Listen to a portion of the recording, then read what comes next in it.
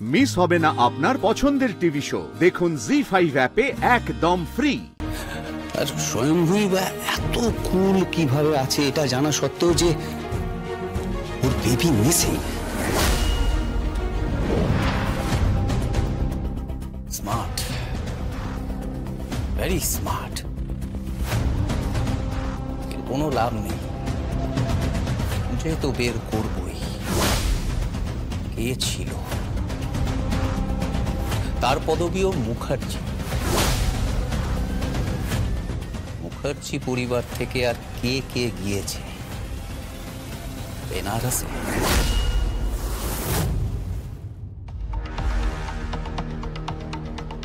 আসতে পারি? কে? ও দেবুদা,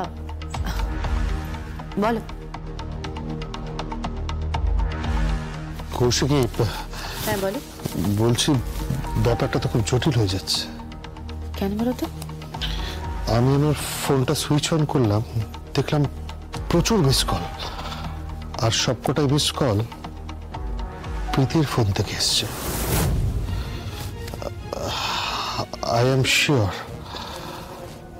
আমি জামিন পাওয়ার পর কেন ওকে ইনফর্ম না করে এখানে এসেছি সেটাই খুঁজছে। ও আমাকে ট্র্যাক করার চেষ্টা করছে, ও অঙ্ক বেলানোর চেষ্টা করছে। কৌশিকী, অঙ্ক তো মিলে যাবে দেবুদা, অঙ্ক ডেফিনেটলি মিলবে। উত্তরটা আমিই লিখবো। তুমি ওইসব নিয়ে একদম চিন্তা করো না, একদম মাথা ঘামিও না। তুমি বরং এখন ভাবো যে এই যে এদিকে যে ঘাটগুলো আছে না, এদিকের গঙ্গার ঘাটগুলো, সেই দিকটা কভার করো তুমি, ঠিক আছে? আর ওই বাকি শিবালা ঘাট, দশাসমেত ঘাট, হনুমান ঘাট, নমঘাট, এগুলো আমি বলেছি মেননকে কভার করতে। তবে সাবধান দেবুদা, চোখ কান খোলা রাখবে, খুব সাবধান। ওকে, থ্যাংক ইউ।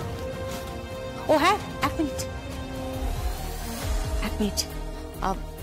এই সময় কিন্তু নিজের ফোনটাকে অফ রাখবে। হ্যাঁ শিওর। কৌশিকী, আমার মেয়েটাকে খুব দেখতে ইচ্ছা করছে। চিন্তা করো না দেবতা,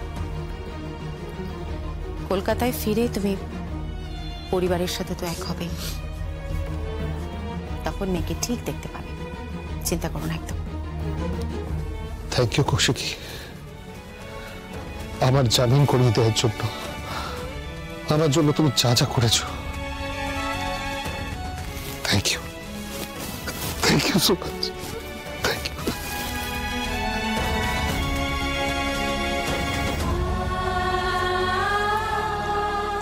বেচারা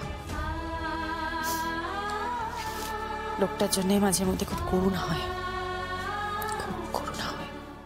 হিসেবটা কিছুতেই মিলছে না, কিছুতেই হিসেবটা মিলছে না। কোন হিসেব? ওই যে একই ফ্লাইটে কৌশিকী মুখার্জির সাথে আর কে ছিল? কে? কেন এয়ারলাইন্স কোম্পানি নাম বলেনি? নো। কেন জানি না, বাট নাম বলেনি। তবে হ্যাঁ, কি সব মুখার্জি। মুখার্জি? হ্যাঁ মুখার্জি। বাকি মুখার্জিরা তো কলকাতাতেই আছে, তাহলে এই মুখার্জিটা কে? আচ্ছা, এয়ারলাইন্স কোম্পানি এজ বলেছে? Full name? সব ডিটেলস চেয়ে পাঠিয়েছি, পেয়ে যাবো হাতে। আর তারপর কৌশিকী মুখার্জি নিজেকে বড্ড বেশি বুদ্ধিমতী ভাবো। হ্যাঁ, কলকাতা ফিরলে তো আগে তোমায় অ্যারেস্ট করব। কোন বেসিসে, মানে কোন ধারায়, কোন গ্রাউন্ডে আপনি ওকে অ্যারেস্ট করতে পারেন? সে গ্রাউন্ড আমার সাজানো হয়ে গেছে। আমি শুধু ভাবছি একটাই কথা, যে বেনারসে কি ঘটছে। ওখানে তো স্বয়ংভূ টার্গেট, তাকে বাঁচাতে গেছে কৌশিকী মুখার্জি। সাথে কে গেছে? সে কি কোনোভাবে স্বয়ংভূর সাথে কানেক্টেড? আর স্বয়ংভূই বা এত কুল কিভাবে আছে এটা জানা সত্ত্বেও যে ওর বেবি মিসিং। না বৌদি, না, পারবে না। উৎসবের দ্বারা হবে না, উৎসব পারবে না, কারণ উৎসব মেহেন্দিকে ভালোবাসে বলছে তো। ভয় পায়, ভয় পায়। সেই সঙ্গে ও লোভীও, ওর লোভ আছে। ও খুব ভালো করে জানে ও সোজা পথে ওই চেয়ারটা বসতে পারবে না। হ্যাঁ, তাই ও সামনে ওর বউকে রেখেছে, মেহেন্দিকে রেখেছে।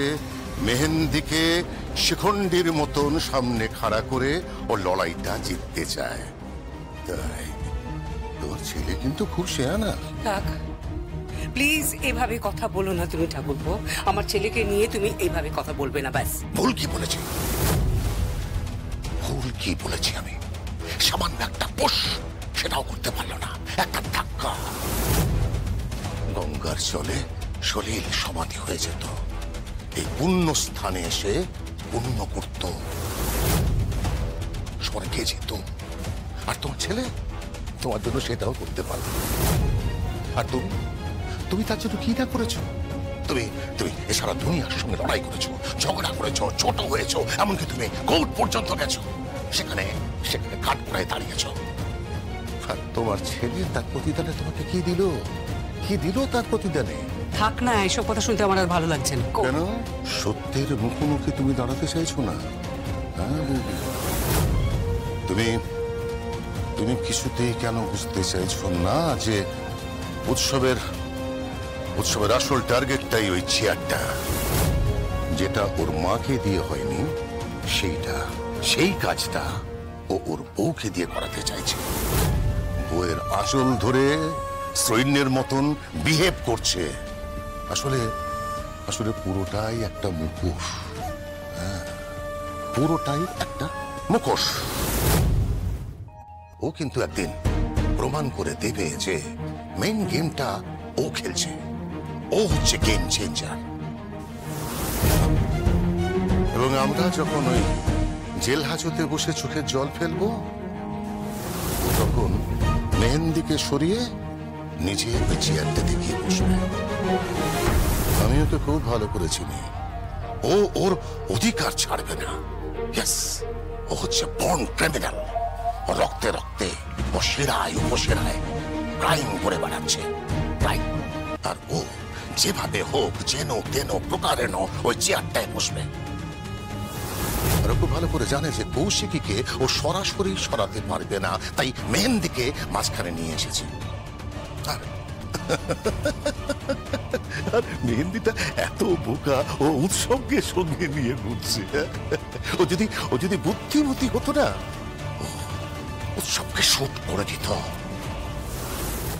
জি5 ডাউনলোড করুন আর সব এপিসোড দেখুন একদম ফ্রি।